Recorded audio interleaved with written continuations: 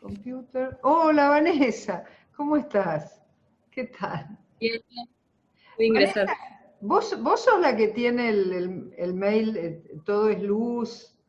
Sí, Claro, porque ahí no está tampoco tu nombre, vos pusiste vibrando alto y aparte tu mail. Y a veces al principio no estaba segura si eras vos. Ok. sí, sí, quedó así. No sé por qué. Yo también me confundo a veces, pero sí, quedó así, no sé. Ah, bueno, está bien, si vos también te confundís. Bueno, entonces ahora vamos a share. Estoy grabando, ¿no? Sí. Volvemos a Juan. Ahí está.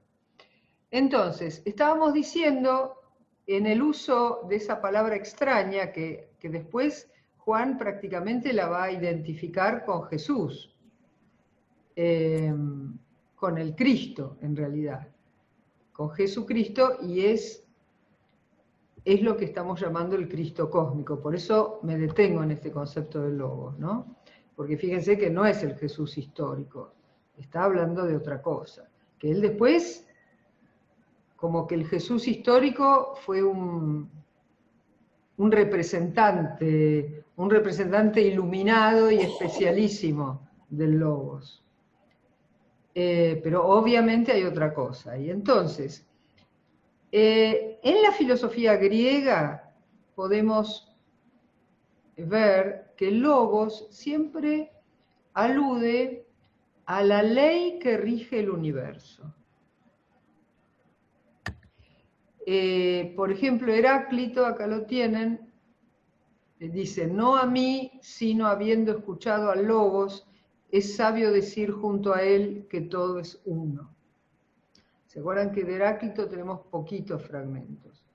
Eh, también decía que, a diferencia de Parménides, para él la ley que rige al mundo es el cambio, mientras que para Parménides lo verdaderamente real era el ser, que no cambia. Por eso Heráclito hablaba de que el logos es como un fuego que se enciende a medida y se apaga a medida. O sea, los cambios que tenemos en el universo. Bueno, el estoicismo, que es otro movimiento en Grecia que comienza aproximadamente en el siglo IV antes de Cristo, el logos también es la ley que rige al mundo. Y lo llama logos porque es la razón que muestra que el mundo es racional. ¿Sí? El mundo no es un caos, el mundo está regido por el logos. También ellos decían que todo está unido en el universo, por lo tanto, vemos que el universo funciona armónicamente y por eso es como sensato decir que lo rige algo llamado logos. Lo que creo que no llegamos a ver es lo que decía Filón de Alejandría, que quizás es más probable remitirlo como una influencia a Juan, o por lo menos que refleje una mentalidad vigente quizás entre los judíos de aquella época. Porque no nos olvidemos que Juan era judío y Filón de Alejandría, o sea, todos los personajes de nuestra historia son judíos, ¿no? Juan el Bautista, Juan el Evangelista, Jesús, y por eso, digamos, tiene su lógica citar a Filón de Alejandría, que Filón también fue un filósofo judío que vivía en Alejandría. Alejandría era en ese momento como el centro cultural del mundo romano. Y igual no es 100% segura esta influencia porque no había internet en aquella época. Y comunicarse de Alejandría a Judea quizás no era tan rápido, aunque no estaban tan alejadas, ¿no? Alejandría estaba en Egipto, así que no estamos tan lejos. Y Filón era un judío que vivía en Alejandría, pero helenizado, o sea, se había adaptado, había tomado la cultura vigente en aquella época, que era la cultura griega, en esa época helenística.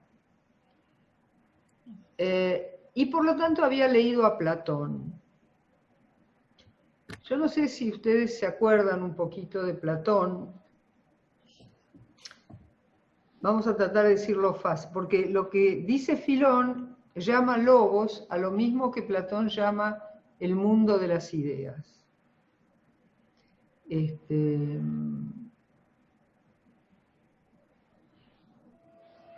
Digamos que las ideas son los arquetipos que vemos concretarse en el mundo. Por ejemplo, a ver, acá lo primero que veo es la gata.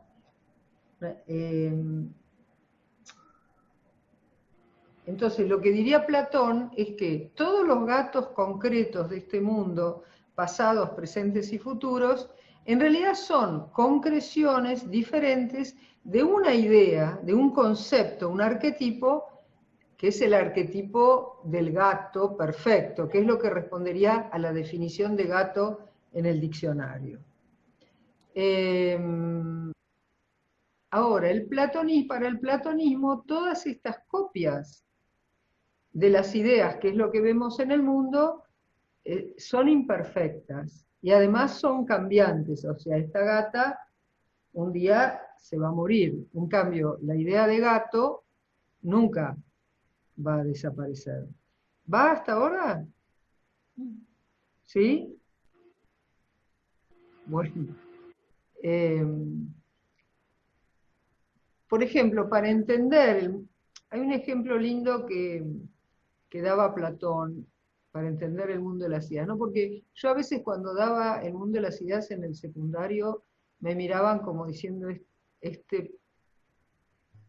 ¿no? Un insulto de Platón no tenía nada que hacer más que duplicar el mundo, ¿no? Además de este mundo tenemos el mundo de las ideas.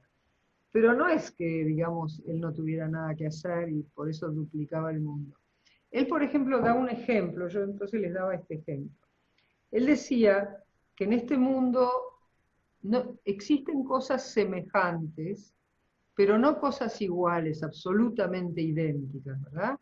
Más en la época de él que no había fabricación en serie. Entonces él decía, nosotros decimos que dos cosas son iguales, pero nunca son iguales, son parecidas.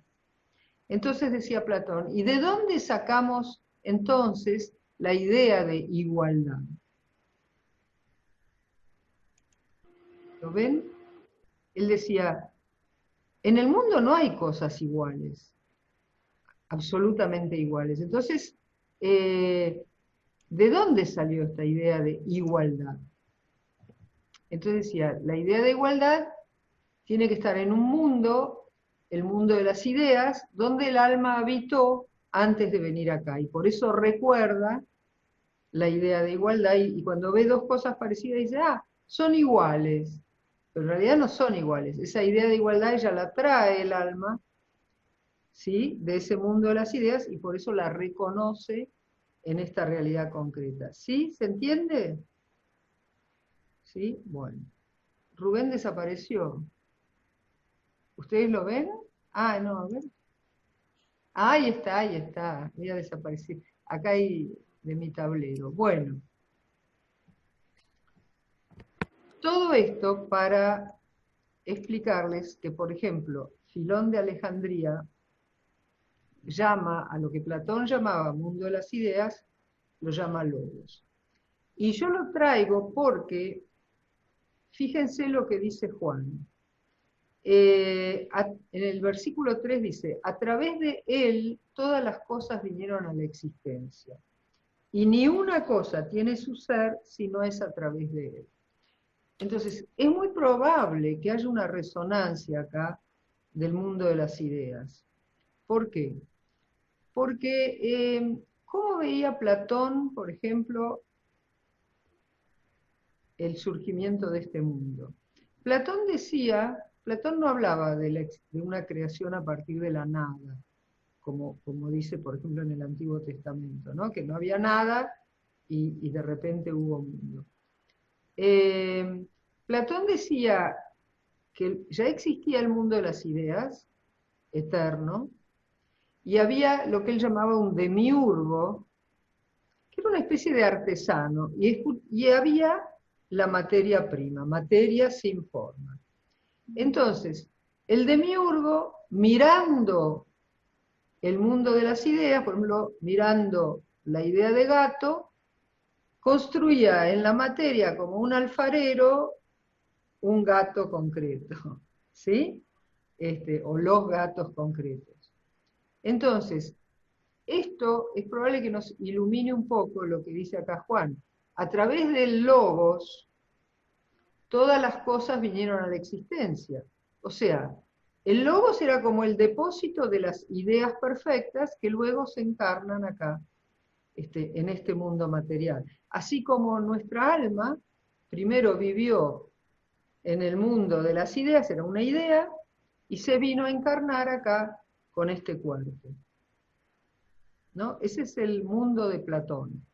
Y es muy probable, por lo menos esta sería una forma de leer este versículo, ¿no? A través del logos todas las cosas vinieron a la existencia y ni una cosa tiene su ser si no es a través de él. Ahora, acá tenemos que meternos en una mentalidad mística, porque como este mundo de las ideas, y bueno, Jesús sería una de las almas, como cualquiera de nosotros, pero que en él ese mundo de las ideas se encarnó en forma más consciente de lo que es, ¿no?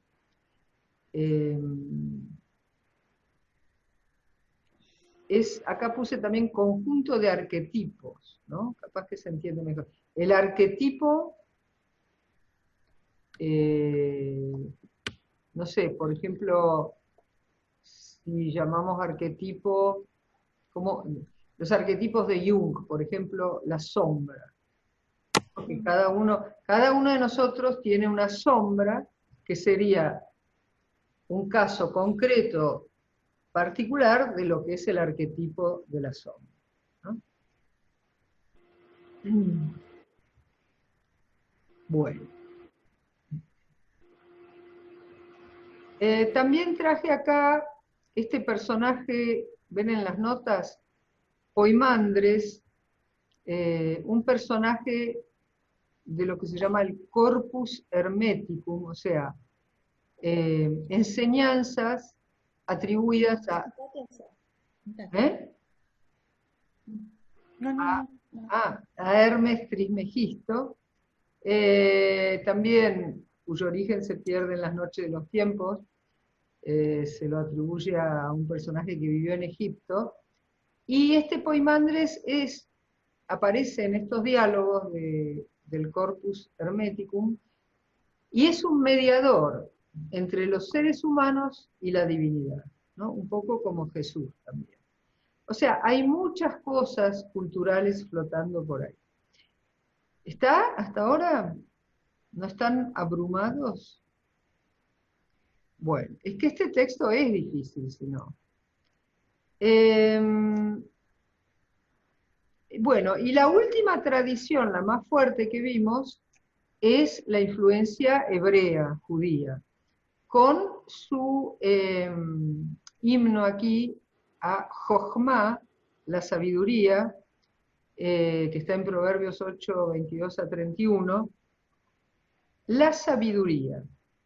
Fíjense que no está muy lejos el término sabiduría del término logos en griego. Y muchas cosas que dice, la sabiduría está acá personificada. Incluso yo les conté, ¿se acuerdan que es probable, según los estudiosos, que esto haya sido una versión de una diosa femenina, ¿no? Hay un libro de Rafael Patay, me parece que es, La diosa hebrea, muy interesante, donde dice que había este personaje de la diosa, que luego fue borrado cuando, digamos, ganaron, tomaron la dirección los sacerdotes monoteístas y patriarcales, además, ¿no? O sea, el Antiguo Testamento es monoteísta, sí, pero también notoriamente patriarcal en ciertas partes, ¿no? Bueno, y como ven acá, la sabiduría también dice que ella estaba, lo voy a leer de vuelta. El Señor me produjo como primicia de sus obras, mucho antes de sus obras de antaño, desde el origen de las cosas. Fui establecida desde la eternidad, desde antes que existiera la tierra. ¿Ven? Y si la imaginamos como ese mundo de las ideas, o sea, sería como el plano de la casa antes que el arquitecto construya la casa con los ladrillos, ¿no? Entonces, claro, ella existía antes, sería la mente de Dios. No existían los océanos, bueno, no había manantiales, bueno, te dice todo lo que no había, cuando impuso los límites del mar, cuando plantó, bueno, enumera todas las cosas con una visión muy de la naturaleza, muy cósmica otra vez. ¿Mm? Me regocijaba en el mundo que él creó y en el género humano me deleitaba. Bueno.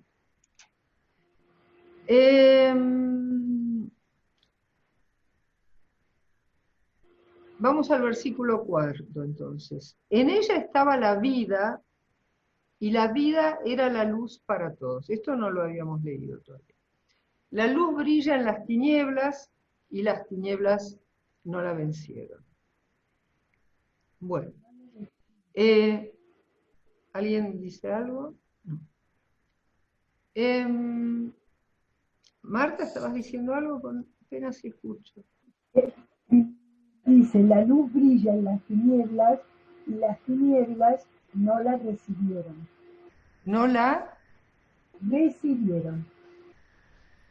Recibieron. ¿Sí? Ah, yo tengo la vencieron, porque de recibir habla después en el versículo 12, ¿no? 11, vino a los suyos y los suyos no la recibieron. Bueno, no sé, tendríamos que ver la traducción. Sí, depende de la traducción. Sí, sí, pero... La mía también dice la recibieron, pero bueno. Sí, yo, a ver... Esperen un cachito. Yo creo que lo busqué en una versión bilingüe. Ah, la tuya, de mi texto, dice, ¿la recibieron o de otro texto? De otro texto. No, del texto tuyo, el mismo. Ah, mirá, entonces lo cambié yo después buscando otra traducción. Bueno. No, pero puede ser, depende la traducción de la Biblia que tenga. Sí, claro, claro, pero se ve que busqué una y me gustó más esta. Esperá que ahora vuelvo, no sé dónde estoy. Un minuto. La otra edición. Acá están. Sí, y tengo otra Biblia y todas dicen no la recibieron. Bueno, esperá. Ahí está. Bueno, ahora no me parece ir a mirar, pero lo miro y después lo... Yo usé una traducción que es bilingüe con griego y lo debo haber buscado de ahí, pero lo vuelvo a buscar y después les mando una nota. Igual para el caso... sí, no, es distinto igual, ¿no? Pero... Es distinto. Claro, ya sé por qué preferí esta traducción. Porque en los manuscritos esenios,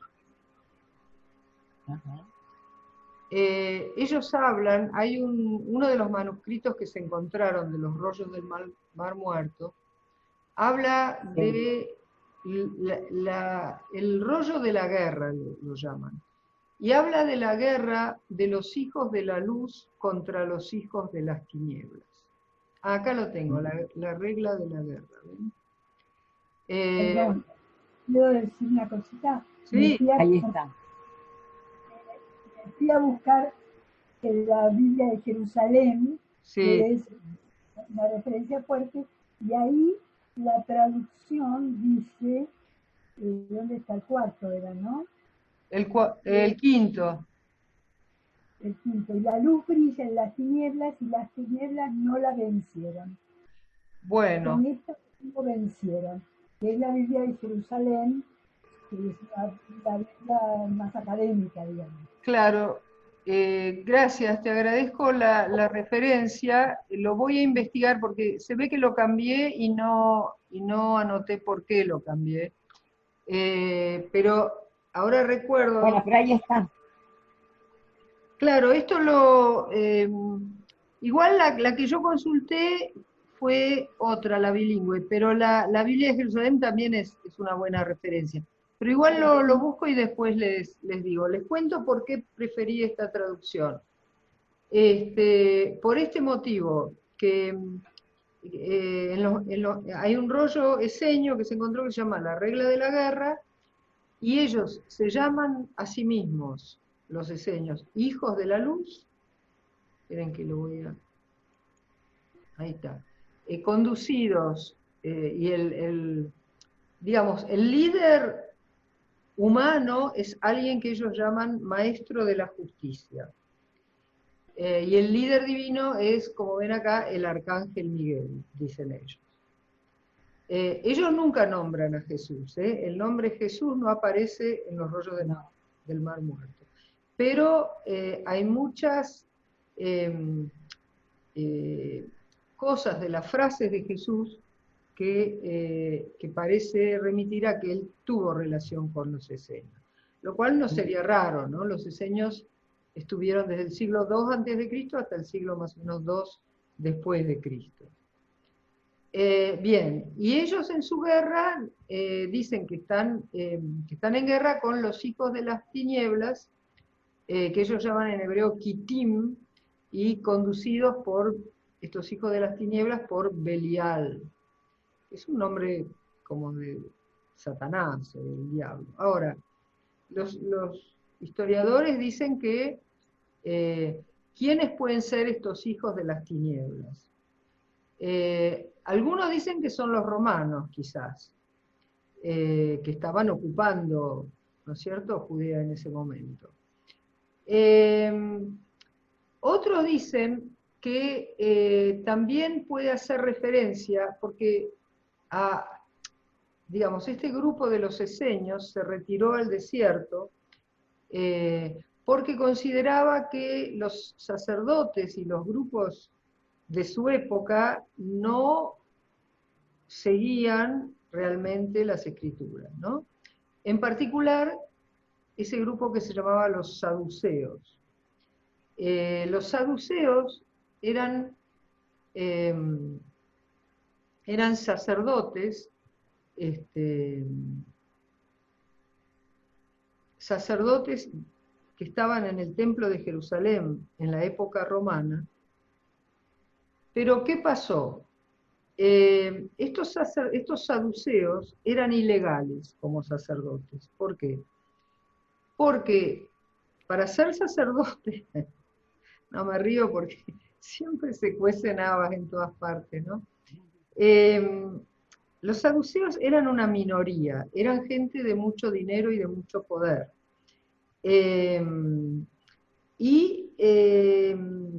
Eran aliados de los griegos primero y luego de los romanos. O sea, eran grupos de poder que se apoyaban y que apoyaban al conquistador de turno, primero los griegos, luego los romanos.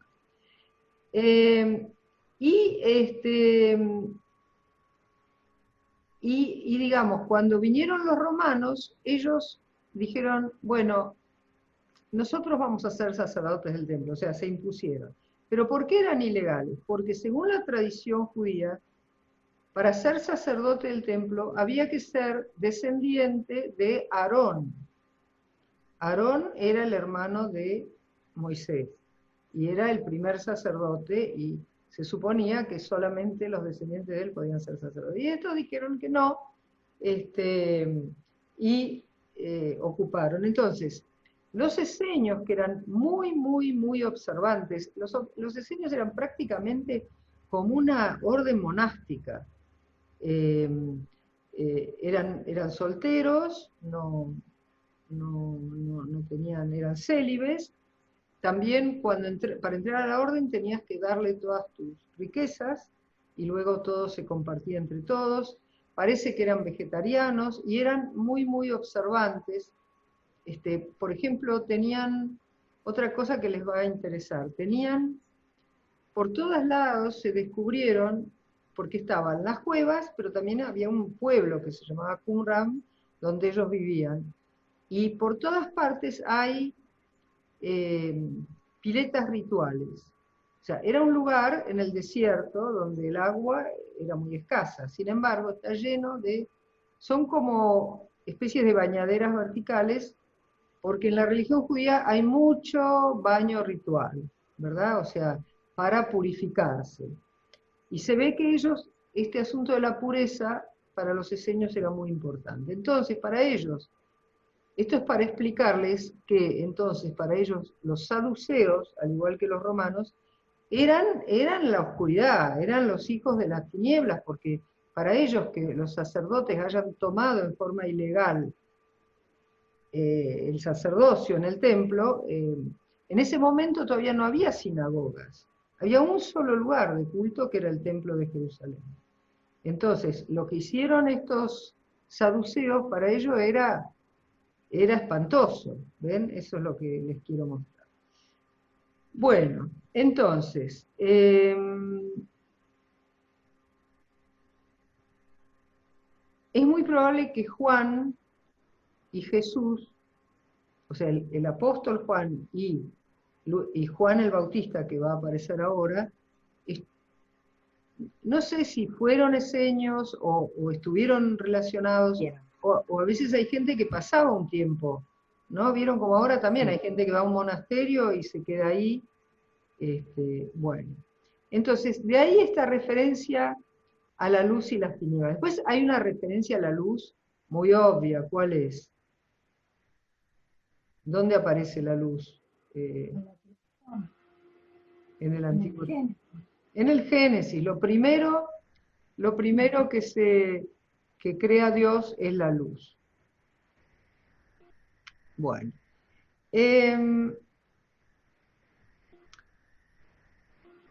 Entonces, y Jesús dijo, yo soy la luz también. También, ahí está. O sea, el tema de la luz, acá fíjense que está relacionado, está como unido al concepto de vida. Y según lo que vamos a ver en Pablo, que Pablo era anterior a Juan. Pablo vivió en la época de Jesús y escribió prácticamente después de la muerte física de Jesús, ¿no? Y Pablo sí que era también un gran místico, y para él la vida, ¿sí? La vida verdadera, lo que él llama vida verdadera, era estar unido a la divinidad. Es decir, por eso dice, en ella estaba la vida, porque gracias a Jesucristo podemos establecer contacto con la divinidad, y eso es la vida verdadera. Y eso lo asocia también a la luz de la conciencia, digamos.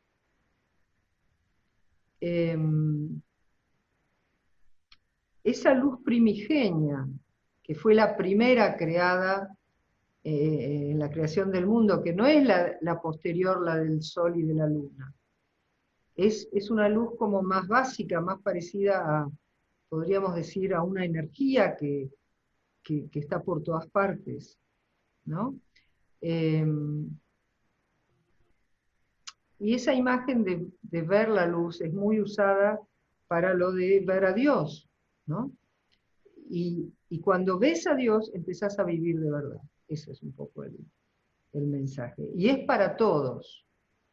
Y yo le puse para todos y todas, ¿no? Para el lenguaje de no género. Y las tinieblas, si lo podemos tomar en ese significado político que tenía para los esenios, pero también lo podemos tomar en un sentido más general. Las tinieblas y la materia, ya en un sentido cosmológico, es la separación, o sea, el creernos que estamos separados unos de otros. Las tinieblas no la vencieron, quiere decir que la ilusión de separatividad, si tomamos conciencia de la divinidad, y por lo tanto esto es vida verdadera, superamos esa noción de separación, nos damos cuenta que todo es uno. Y Jesucristo, para Pablo, después, creo que para Juan acá también, era como el mediador, como un facilitador, ¿no? Y acá ya fíjense que aparece la noción de totalidad, ¿no? La posibilidad de la vida consciente de lo divino, y por lo tanto, que veamos la luz, pero la luz, no la luz del día y de la noche, o de la bombita eléctrica, sino la luz esa primigenia, que es la vida de todas las cosas. Para todos los místicos, todo está vivo porque todo está penetrado por Dios. Entonces lo podemos llamar luz, lo podemos llamar Dios, lo podemos llamar vida, y las tinieblas de la materia, porque acá hay una cosa gnóstica para los gnósticos, que probablemente sea también acá una influencia, la materia es lo oscuro y es lo que nos separa unos de otros. Pero la luz que todos tenemos y que todas las cosas tienen, es lo que nos da cuenta que somos todos una unidad. Bueno, y como dice Jesús también, Jesús está hablando como Jesucristo ahí, como Dios, no como el Jesús histórico, cuando dice, yo soy la luz del mundo, ¿no? Acá lo pusimos, yo soy la luz del mundo. Quien me siga nunca caminará en la oscuridad, sino que tendrá la luz de la vida. Es otra cita, ¿la ven acá? De Juan 8:12. ¿Les aparece a ustedes las notas? Acá a la derecha del texto, escrito en chiquito, ¿lo ven? Sí, sí, lo que... Ah, ok. Entonces, acá vemos el Cristo cósmico, que es al final lo que nos convocó. Juan nos habla del Cristo cósmico, de la luz que permea todo, que es la vida que permea todo, que todo está vivo porque todo es el cuerpo de Dios, y cuando Jesús habla, dice, habla como, en este caso, como el Cristo cósmico, porque no es el Jesús histórico que dice, yo soy la luz del mundo, es el famoso yo soy. Él acá habla como emisario, como terminal, como en el dibujito de Rubén, ¿no? Como terminal de la luz divina. Quien me siga a la luz divina, al yo soy, nunca caminará en la oscuridad. Yo soy es algo que podemos decir todos. Yo soy. Y aún las cosas tienen un yo soy interno. O sea, Meister Eckhart decía, todo tiene una presencia interna. Todo es, porque yo soy es otra forma de decir Dios. Entonces, Dios, vida, luz, unidad, Cuando nos creemos separados unos de otros y separados de la naturaleza, vivimos en la oscuridad, en el sufrimiento, en la muerte prácticamente. Bueno, ¿algún comentario? Porque estoy hablando sola. Se supone que en Zoom es interparticipativo. Lo que pasa es que este texto es difícil. Creo, no, Sí. es algo, creo que también en este texto y todo el Evangelio de Juan, la lectura, por ejemplo, desde el cristianismo, es más trinitaria. O sea, Ah, bueno. Cristo es las dos cosas, ¿no? Totalmente hombre y totalmente Dios. Pero porque es el Hijo, ¿no? Recibe todo su ser del Padre, lo recibe y lo transmite, ¿no? Y el amor entre los dos es el Espíritu Santo. Entonces, digamos, es la palabra que expresa la fuente, bueno, la fuente que denominamos padre, entre comillas, pero bueno, y el amor mutuo es el Espíritu Santo. O sea, entonces, ahí está la figura trinitaria también, ¿no? Entonces, digamos, cuando Juan dice, porque el lobo se encarnó, la palabra se encarnó, está pensando que emana de una fuente profunda, que es el misterio del Padre, que se expresa, esos logos, y que entre los dos no hay separación porque vuelve el amor como si fuera una danza divina que los une, ¿no? Y entonces un poquito está esa cosa trinitaria en el texto, no implícita. Puede leer. Claro, es una interpretación. ¿Vos lo ves acá en estos versículos? Yo veo que no podría entender, para mi visión, no podría entender, y el lobo se hizo carne, y son palabras de que, de quién, expresión de que. Entonces, digamos, de una fuente, como dice San Juan de la Cruz, de la que todo mana, aunque es de noche, ¿no? Entonces es logos, expresión de esa fuente. Podría no haberse expresado y quedar hermética, pero no, tuvo expresión, Sí, y esa sí. expresión encarnó, bueno, la unión entre los dos es tan fuerte, el Espíritu Santo, el Espíritu de amor, el Espíritu que une a ese Dios uno, pero que exprime, ¿no? Para una lectura cristiana, no para otra lectura. Sí. ¿No? Está bien. Sí, yo veo claramente eso que vos decís, de la división y a la vez unión, ¿no? De Jesucristo con Dios. Sí, Claro. es separado, pero no es separado. Cosas Claro. que la razón no entiende, ¿no? Y el logo sí, y es un poco ese tema también en lo de la sabiduría, que sí, yo estaba ahí, estaba con Dios, Claro. pero bueno, ahí es tal cual, es una cosa que la razón no puede entender, que es al final lo mismo que nos pasa a nosotros. Parece que estuviéramos separados de Dios hasta que nos damos cuenta que no. Y bueno, es como que el Jesucristo, viene con ese mensaje universal, que es para todos. Ahora, lo que estaría un poco agregado sería, como respuesta al por qué sucede todo esto, estaría el amor del Espíritu Santo, ¿no? ¿Por qué pasa esto? Por el amor simbolizado con el tema del Espíritu Santo. Bueno, ¿aguantan un poquito más todavía? ¿Cómo están? Bueno. Ana, yo quiero avisar que a las 9 me retiro, ¿sí? Para no Bueno, cortar. ok. Bueno, podemos pasar un poco rápido.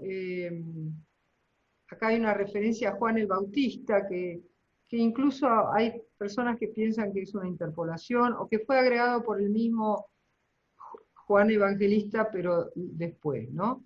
Apareció un hombre enviado por Dios que se llamaba Juan, pero no es él, es Juan el Bautista. Vino como testigo para dar testimonio de la luz, para que todos creyeran por medio de él. Él no era la luz, sino el testigo de la luz. Bueno, esto es raro que Juan Evangelista hubiera dicho de alguien, él no era la luz, ¿no? Por eso, bueno, pero es obviamente una referencia a Juan el Bautista.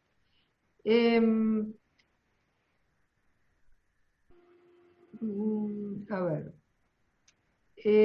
Yo creo que quiso hacer la diferencia de que la luz iba a estar en Jesús, que no era el Mesías, Claro. él, sino que anunciaba al Mesías.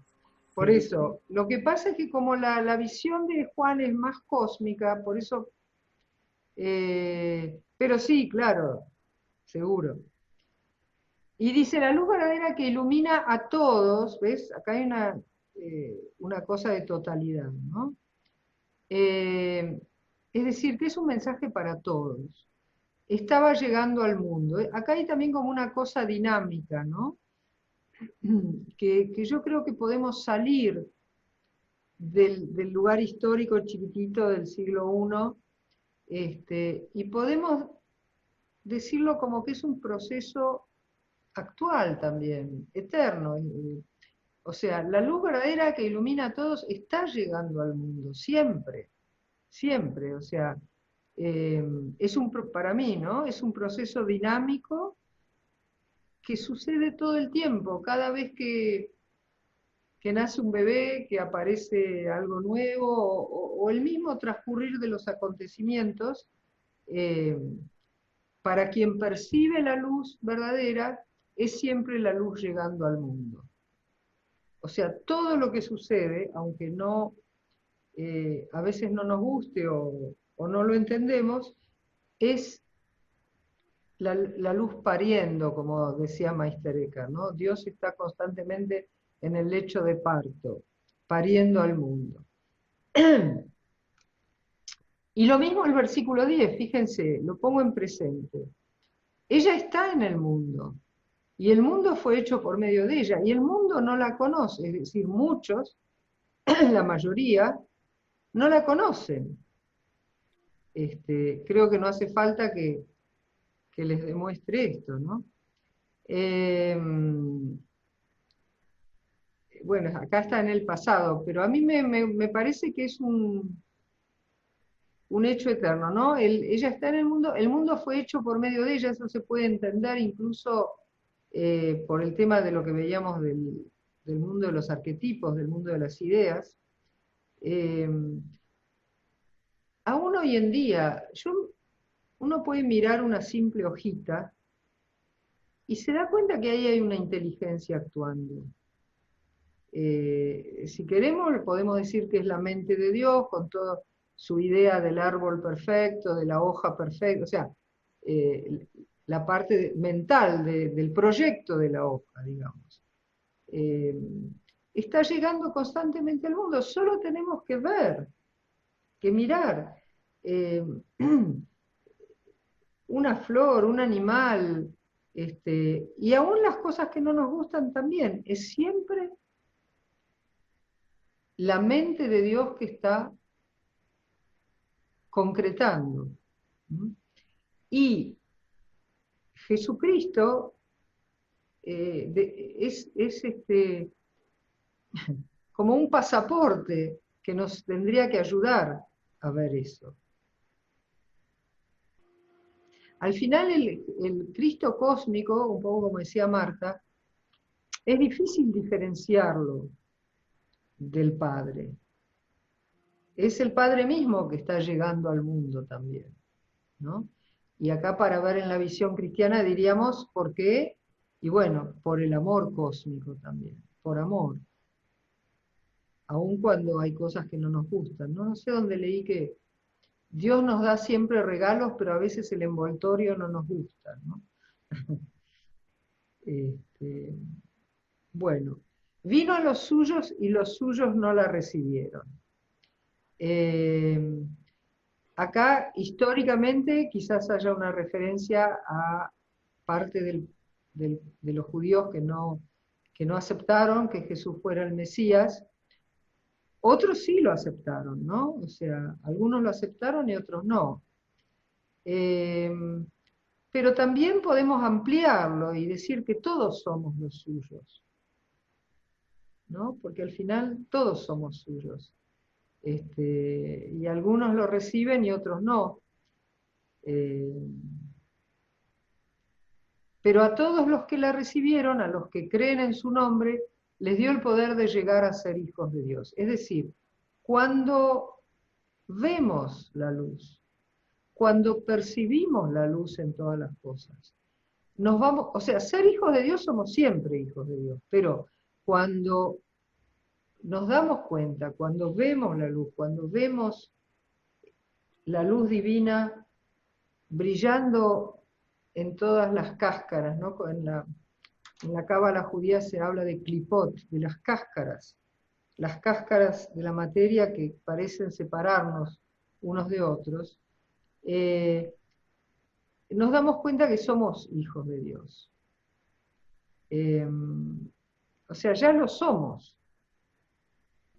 Bueno, esa es mi interpretación, ¿no? Simplemente no nos damos cuenta. Y cuando dice creer en su nombre, otra vez a mí no, tendría que ver en griego como dice, no me gusta mucho la palabra creer.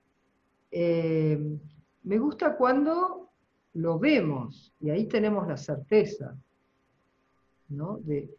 de que Dios impregna y se manifiesta con todas las cosas que nos llegan en el mundo, incluyendo nosotros mismos. Y dice, no por la sangre, ni por obra de la carne, ni la voluntad del hombre, sino de Dios. Es decir, acá sí hay una crítica a los judíos que tenían una concepción sanguínea, racial, de la pertenencia al pueblo judío, ¿no? Y aún algunos grupos muy fundamentalistas hasta el día de hoy todavía la tienen. Es decir, que solamente puede ser judío el que es hijo de madre judía o por conversión. Pero acá lo que dice, ni por conversión, que sería la voluntad del hombre, ni por la sangre o la carne, que sería el criterio biológico, racial, sino por Dios mismo. Esto, acá viene un tema que es peliagudo también, porque ¿por qué algunos despertamos y otros no? ¿Por qué hay gente que todavía no lo ve a Dios? Y yo los invito y las invito a ustedes mismas a recordar, ¿cuándo fue que empezaron a sentir o a percibir lo divino en todas las cosas, verdad?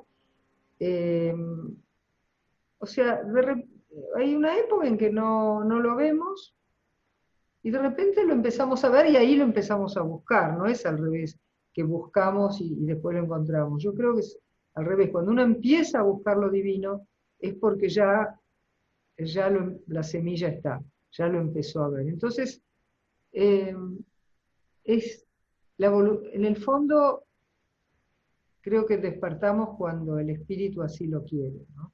No creo que sea en eso estoy de acuerdo, no creo que sea una cuestión de voluntad, sino que nos sucede, y nos sucede como todo, porque la inteligencia divina así lo dispone. No sé, acá vamos a terminar esta lectura, les voy a leer solo este himno de Sirach, que también...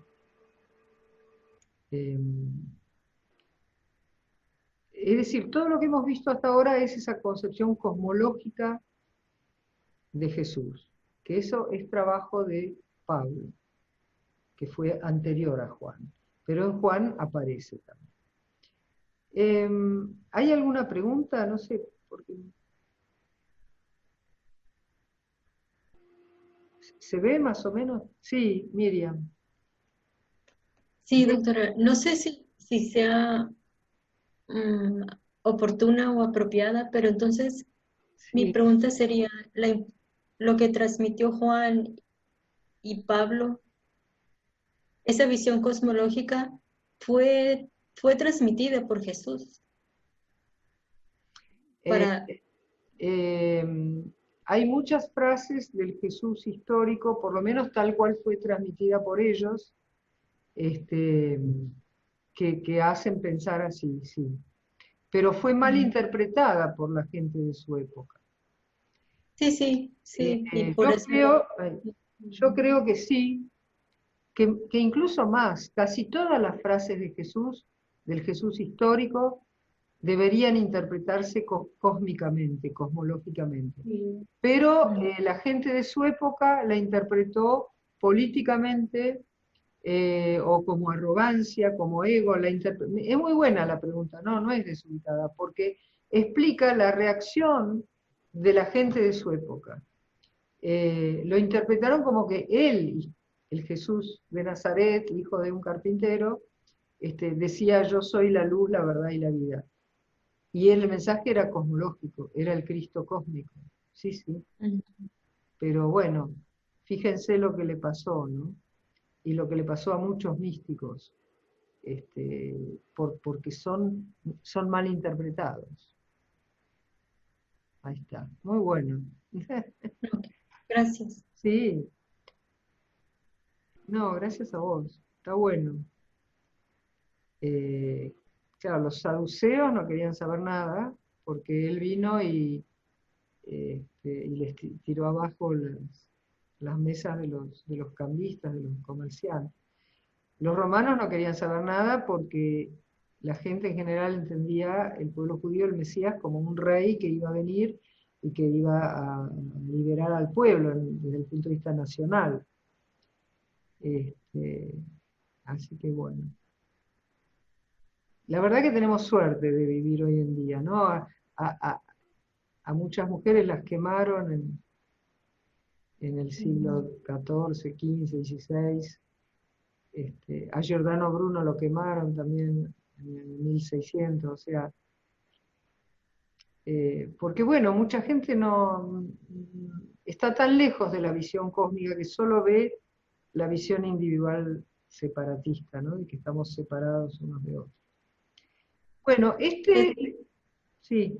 Perdón, es decir, que la visión cósmica era el pecado, no era lo peor en aquella época. Bueno, no el pecado en el sentido teológico del término, ¿no? No lo que la Iglesia después llamó pecado. Pero sí era, no es que era pecado, diría yo, diría que por la visión limitada de cada uno de los actores de este drama, vieron lo que ellos eran. Viste que uno ve el mundo siempre como es uno. Si yo soy un ladrón, voy a ver en todos posibles ladrones. Si yo lo que más me importa es el poder político, voy a ver en todos personas que también para ellos el poder político es lo mismo y me lo quieren sacar. Ese es el tema. En cambio hubo personajes que sí veían en Jesús, bueno, por ejemplo, un sanador, ¿no? La samaritana, después el tema de Lázaro, cuando le piden que expulse demonios. Ellos veían otra cosa. Y los mismos apóstoles también vieron otra cosa, y había algunos, por ejemplo, José de Arimatea, es decir, había personajes que sí lo veían como lo que era. Bueno, María Magdalena, María, sí, y bueno, pero los que tenían el poder lo veían de otra forma, y bueno, y ese fue el final del Jesús histórico, pero que al final le salió mal, le salió el tiro por la culata, porque quizás si lo hubieran dejado, quizás no hubiera tenido la trascendencia que después tuvo con la muerte y la resurrección. Todo pasa para algo. Así que, Y bueno, todo es, esotéricamente, todo es siempre para un bien mayor. Claro, Lo que pasa es que así es. no vemos todas las variables, vemos poquitas. Entonces, en esta dimensión muchas veces no podemos ver todas las variables, pero esto sí ya es una cuestión de fe, diría yo, de creencia, que lo que pasa es que es una creencia racional, porque si en toda esa acción de la inteligencia divina, todo es para un bien mayor a nivel cósmico. Nosotros solo vemos, somos hormiguitas que queremos que solo que el bien sea para nuestro hormiguero, incluso para nuestro agujerito dentro del hormiguero, muy chiquitito. Yo creo que siempre todo es para un bien mayor, pero ya esto a nivel cósmico. Bueno, les leo rapidito esto. Sabiduría de Sirach es un libro que se llama El Eclesiástico, que no es el Eclesiastés, no confundir, que es un libro que no es canónico, acá les puse, es canónico en la Biblia católica y en la ortodoxa oriental, pero no es canónica ni en el judaísmo ni en el protestantismo, este libro. Bueno, es aproximadamente del siglo II antes de Cristo y fue traducido al griego por el nieto de este Sirach. Y bueno, también tiene un himno a la sabiduría, fíjense. Yo salí de la boca del Altísimo, la boca, ¿no? El logos, el lenguaje, lo que vos decías, Marta, expresar, y cubrí como niebla la tierra. Yo levanté mi tienda en las alturas y mi trono era una columna de nube. Recuerden cuando el pueblo judío, el pueblo hebreo de esclavos, sale de Egipto y deambula 40 años en el desierto, de noche lo guiaba una columna de fuego y de día una columna de nube. Se ve que Dios no quería que lleguen enseguida porque el desierto ese es muy chico. Si ustedes van a Israel van a ver que ese desierto es bastante pequeño, así que yo diría que más bien la columna los guiaba para que no entren en la tierra prometida hasta que hayan transcurrido 40 años. Bueno, pero ese es otro tema. Mi trono era una columna de nube, esto es una referencia a aquella columna de nube. Las ondas del mar, la tierra entera, todo pueblo y nación era mi dominio. Entre todas estas cosas buscaba reposo, una heredad en que instalarme. Entonces me dio orden el creador del universo, me dijo, pon tu tienda en Jacob, entra en la heredad de Israel. Fíjense que esto es como ya una premonición, ¿no? De la sabiduría encarnada en Jesús. Antes de los siglos, desde el principio me creó y por los siglos subsistiré. Pero es este Cristo cósmico, esta sabiduría cósmica, esta mente de Dios, que el Jesús histórico sería alguien muy consciente de eso, ¿ven? Claramente consciente de ser eso, que en realidad somos todos. Ese es el mensaje del Cristo cósmico. Bueno, el martes que viene, si Dios quiere, terminamos, pero ya voy a ver, ya me parece, no sé si podremos ver algo de Pablo, pero en realidad cuando uno ve esto a fondo, ve también el pensamiento de todos los místicos. Como decía una alumna, todos dicen lo mismo, nada más que con distintas palabras. Pero bueno, seguimos con esto y si alcanzamos vemos alguna carta de Pablo también. Bueno, bueno, gracias, la verdad que gracias por la energía, gracias por estar acá, gracias por la curiosidad de ustedes, porque los picó el bichito, y las picó el bichito, y este bichito, cuando pica, es para toda la vida. Bueno, bendiciones, buen descanso y paz y luz. Y si Dios quiere nos vemos en otra actividad. Bueno, ahora... Igualmente, gracias. Chao Miriam de México. Chao. A ver.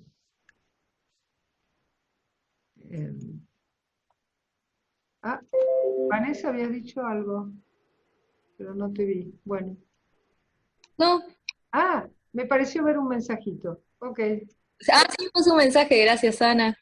Es un placer escuchar. Como me desapareció, me dio miedo de que capaz tenías algún problema. Bueno, ok. Chao chicos.